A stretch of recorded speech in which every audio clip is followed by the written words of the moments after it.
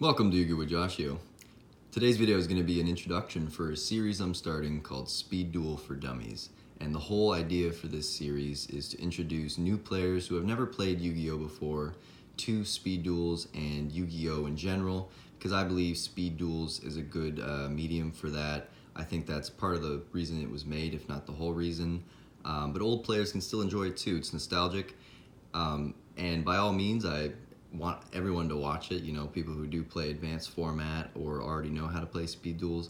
But I do want to teach people how to play, get them into it. And I think this is the easiest way to do it. I actually introduced my dad into it. When Speed Duels first came out, I thought it was a good idea, and he plays it now, and he actually is pretty into it, so I like it. But let's get into the basics of the game. I'm not going to go into the details of all the effects of the cards, how they all work. I'm just going to go the basics of the game. I have deck profiles already on my channel for any deck I'm going to show, so you're going to see how exactly they work on there. And the future videos for this series is going to be me playing two decks, versing each other, but I'm going to play both decks. So you're going to see me play both hands. I'm going to go through the process of how everything works, what moves I would make, so you can really understand how the game works, and that's what the series is going to be. But this episode is to teach you how to play. So the whole idea for Yu-Gi-Oh! Is to get the other opponent's life points to 0. You both have life points. You can attack. You have 3 types of cards: monsters, spells, and traps, and you can use all of those things to get your opponent's life points to 0. In Speed Duels, you start with 4,000 each, and the deck size is 20, or 20 minimum, and I believe a maximum of 40 for Speed Duels. So 4,000 health, 20 deck minimum, and at the beginning of the game, you each draw 4 cards. Now, the game goes in phases like this. Before you even start, you decide who goes first. So you can play rock, paper, scissors, flip a coin, do dice. I think in tournaments they mostly do dice. But that's how you decide who goes first. Whoever goes first, they can't attack right away. There's that cripple. And whoever goes second also gets to draw an extra card. You both start with 4 cards, but this person who goes second gets to draw one, so they essentially get to start with 5. So that's how the drawing works. And whoever goes first, you have phases. So you have your main phase where you can play 1 monster a turn, but that's a normal or a tribute summon. A normal means any monster below, well, I'll go over the stats of monster, or what a monster card is really quick right here. So we have the level here. He has 8 stars, and he has 3,000 attack, 2,500 defense. Now it says dragon in normal because he's a dragon, but normal because he has no effects. Some monsters do have effects, but he does not. This is just some lore there. Then you also have his type, which comes into play sometimes, but not really that much. But that is the monster, and every turn you get 1 summon, and if they're level 4 or under, you can summon them for free. If they're higher, you have to do something, either tribute, like sacrifice a weaker guy you already have, or you can special summon that monster or something like that. There's ritual cards, lots of things to get the stronger monsters out. But yeah, and every turn there is special summons, which spells and other things help you do, and you're allowed an unlimited amount of those, unless it says otherwise. So you get 1 normal or tribute summon, and then as many special summons as you're able to do. And so you're gonna start, right? You begin the game here. Been holding that there for a while. So you start, you draw your 4 cards. Oh, and those are all upside down.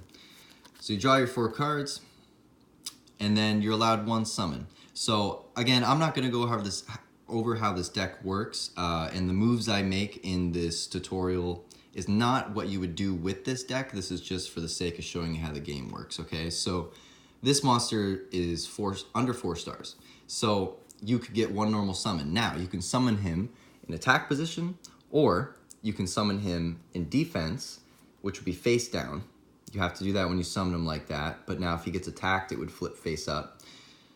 And the stats that they have, 1,200 and 1,100, that's, so if he's in defense, it goes off the defense, right? Attack, it goes off attack, whoever attacks him.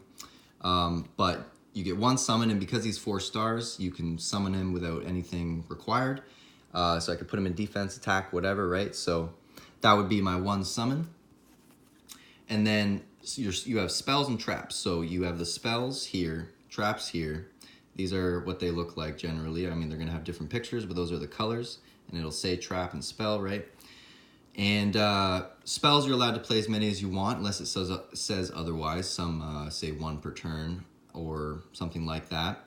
And traps, you can do the same. Traps have to be set. You can't just play it and activate it down like this. You have your monster zone and your spell and trap zone, right? And you can't just play it down like this. You have to set it down like that. And then once you wait, so when it becomes your opponent's turn, if they do something that triggers it, you can activate it depending on what the trap does. Or when it's your turn, you can activate it yourself, but you have to wait. Spells, you instead place down just like that, and they activate right away. And does what it does. And some spells stay on the field, some go to the grave right away, but that's how that works.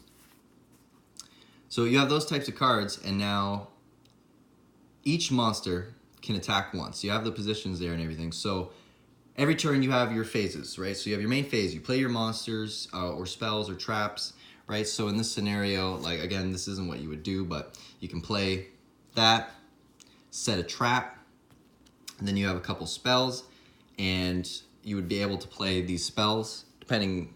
You're not always able to play every spell. Some require something, but I'm just showing you that you can play as many as you want in a turn, right? So you play your spells, you set your trap, you have your monster, and then you go into battle phase. So whichever monsters you have on the field, in this case 1, they each get to attack once, unless they have something that says otherwise, which they usually don't. But they each are entitled to 1 attack, and then they get to target which of the opponent's monsters they want to attack. If there's no monsters, if your opponent has no monsters, then you hit their life points directly, and that's how you do damage. So because you only have 4,000 in this game, it's over a lot faster. But yeah, you got your deck, your grave, your spells, your traps, your monsters, your spell zone, and trap zone, right?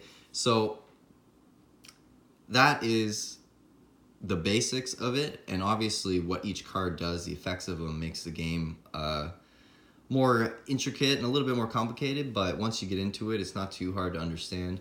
Again, I don't remember if I mentioned this yet, but you do have extra deck and field zone. Field zone is for a type of spell called field spells.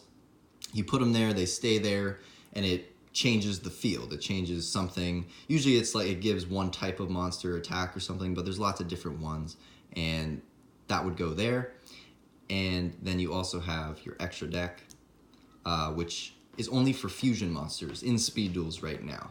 Which fusion monsters are just monsters you combine together, basically. Which, you know, that's getting into a little bit more advanced stuff, but it's not that complicated, and you can find lots out there, and I'll maybe make videos about that pretty soon. But that is the basics, and then you have your skills. So each player, this is not in the main game, each player gets to pick 1 skill, and some skills are something that you activate only once in the whole game. Some are something that you can do continuously throughout the game, but you get to pick a skill. There's tons of them to choose from, and they have a huge impact on the game. So they're really fun, and it's a nice aspect of speed duels that I really love. So there you go, guys. That's the basics, and I hope to bring you more in this series, doing duels. And yeah, I really hope that I can get a lot of you guys playing Yu-Gi-Oh! And liking speed duels in general, because it's been really fun to me. But yeah, if you like this video, maybe leave a like or subscribe, and I'll see you in the next video. Bye.